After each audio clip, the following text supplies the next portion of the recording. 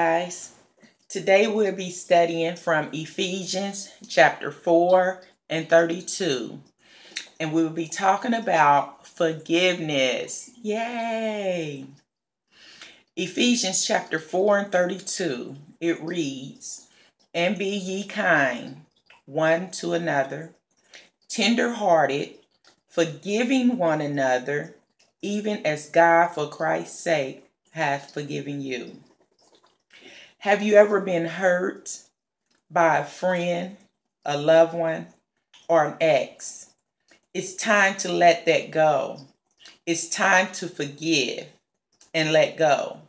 See, Ephesians 4 and 32 is talking about the same kind of forgiveness that Christ has for us. Over and over, Christ has forgiven us for every sin, for every sin, for every sin that we have committed walking down here on earth. Christ has forgiven us. We go into our closets, we go into our prayer room on our knees, or wherever you choose to go to do your prayer to the Lord. And you ask from your heart for Christ to forgive you, and He does. But see, we have the type of remembrance, bring it up, forgiveness. That's the type of forgiveness we have. Remembrance, bring it up, forgiveness. Because this is what we do. We will tell a person that we forgive them. And as soon as they do something else, we remember what they've done before. Then we bring it up. Now we're keeping points. I remember when you've done this on the 14th. I remember when you done this in June. I remember when you done this in September. No.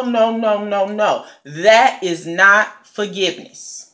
That is not forgiveness. You cannot forgive someone and then bring it up again. When you forgive someone, you let it go, because that's the same thing Christ does for us. He lets it go. He do not have a calendar up in heaven keeping scores on how many times you messed up. You know why? Because He is a forgiving God. And never let nobody tell you that God has not forgiven you, because I'm here to tell you, yes, He has.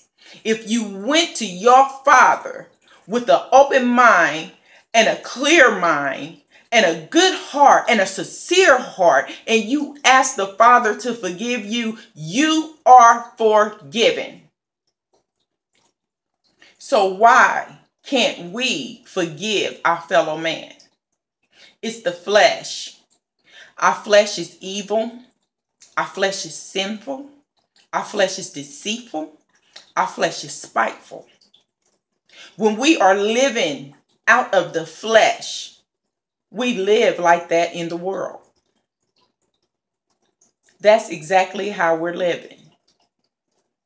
So you need to pray. You need to ask God to give you a forgiving heart. And God will give it to you. Because see, when you don't forgive someone, what you're doing is weighing yourself down. It's like you're walking around with 500 pounds of weights around your ankle.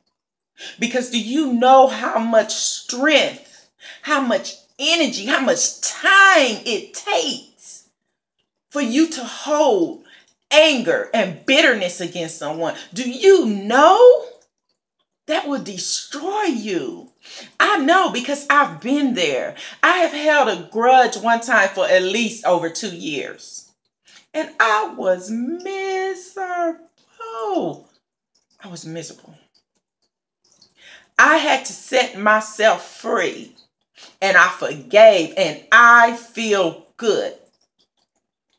You don't know what forgiveness will do in your life until you do it. Because the only thing you know now is holding that grudge. Oh, I'm going to get you. I'm just going to stay mad at you. But believe it or not, that person is gone on. They're living their life. They're enjoying their life while you're still sitting there being angry, holding a grudge because of what they done to you. You have to do what Ephesians chapter 4 and 32 told you to do. And be ye kind one to another, tenderhearted, forgiving one another, even as God, for Christ's sake, hath forgiven you. Forgive. You have to forgive. Get your freedom back. Get your energy back.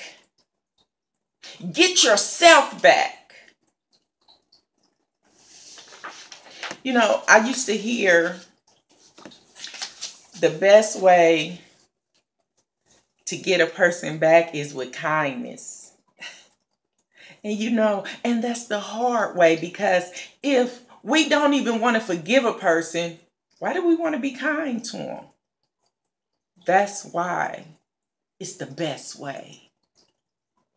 Because once you begin to be kind, respectful to the person that has wronged you, you start working on self. That's what you begin to do. You start working on yourself. See, listen to this. Let's go to Proverbs 11 and 17. I'm going to take my glasses off right quick so I can read this. The merciful man doth good to his own soul. Does good to his own soul. But he that is cruel troubleth his own flesh. A man who is kind doth good to his own soul. So see, for you to be kind, you're helping yourself out. Don't worry about your fellow man. Help yourself out. Because if you don't care about yourself, no one else will. So help yourself out and live by what Ephesians 4, I want to get this scripture right now.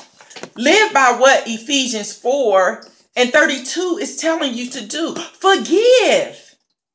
Forgive, let go, and let God.